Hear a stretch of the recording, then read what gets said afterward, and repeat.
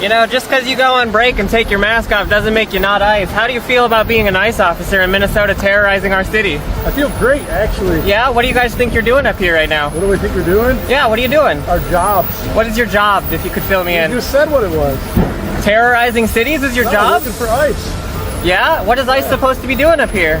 You keep obstructing me, you're going to get arrested. I just want you to know that. Really? Yeah? You sure about that? I know How am I about it. obstructing you? Don't even. That's what I thought. One TikTok user claims to have found a maskless ICE agent in Minnesota, which is serving as ground zero for the administration. Excuse me, I have on my business that you guys. We're not inside then. Even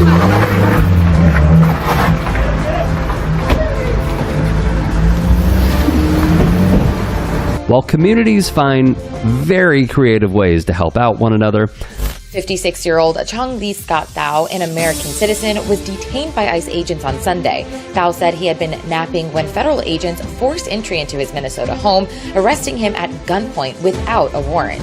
The immigration agents then took him outside in sub-freezing weather, wearing only his underwear, sandals, and his grandson's blanket. In an interview with the Associated Press, Thao recounted what happened.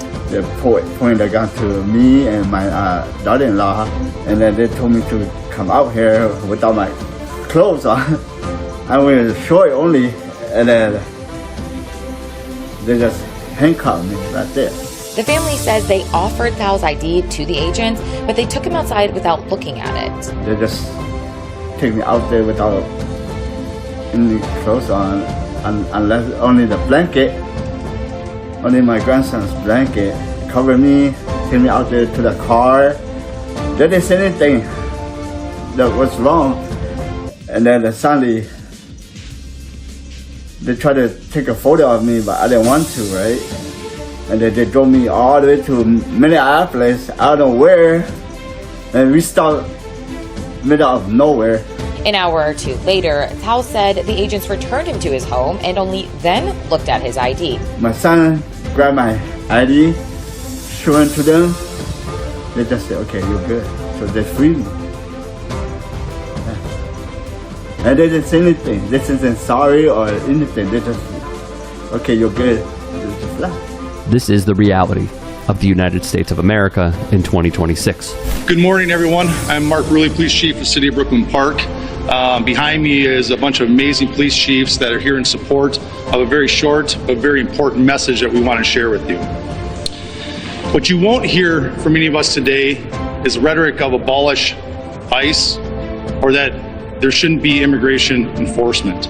The truth is, immigration enforcement is necessary for our national security. Recently, as the last 2 weeks, we, as law enforcement community, have been receiving endless complaints about civil rights violations in our streets from U.S. citizens. We started hearing from our police officers the same complaints as they fell victim to this while off duty. Every one of these individuals is a person of color who has had this happen to them. In Brooklyn Park, one particular officer that shared her story with me was stopped as she passed ICE going down the roadway.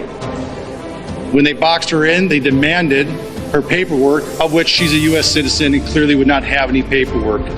When she became concerned about the rhetoric and the way she was being treated, she pulled out her phone. In an attempt to record the incident, the phone was knocked out of her hands, preventing her from recording it. The officer had their guns drawn during this interaction.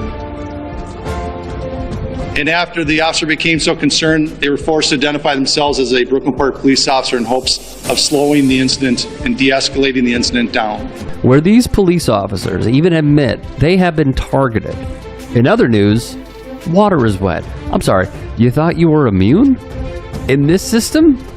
Read the room, guys. Meanwhile, well, Mr. Mayor, in light of recent events, there have been renewed calls from prominent Democrats to abolish ICE. I want to know where you come down on abolishing ICE and if you believe that ICE has any legitimate law enforcement role.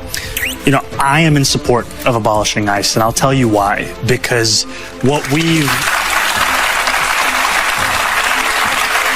what we see is an entity that has no interest in fulfilling its stated reason to exist. We're seeing a government agency that is supposed to be enforcing some kind of immigration law, but instead what it's doing is terrorizing people no matter their immigration status, no matter the facts of the law, no matter the facts of the case.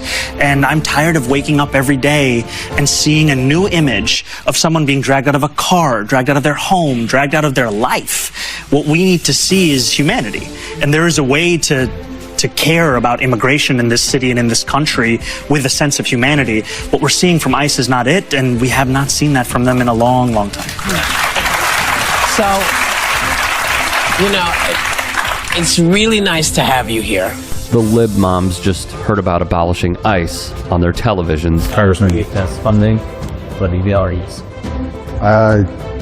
I don't want, I mean, not if there's no, constraints on ICE. I mean, I haven't seen the... I think there's supposed to be at least. I don't know where... Well, I'll have to, I don't know the details. Gotcha. There's nothing binding. But I mean, I'm somebody who believes that ICE should be abolished. I mean, that's where I've felt that way for the last few years, so... Do you think there's then going to be folks who... Because I don't know, as far as that, it doesn't cut funding to ICE.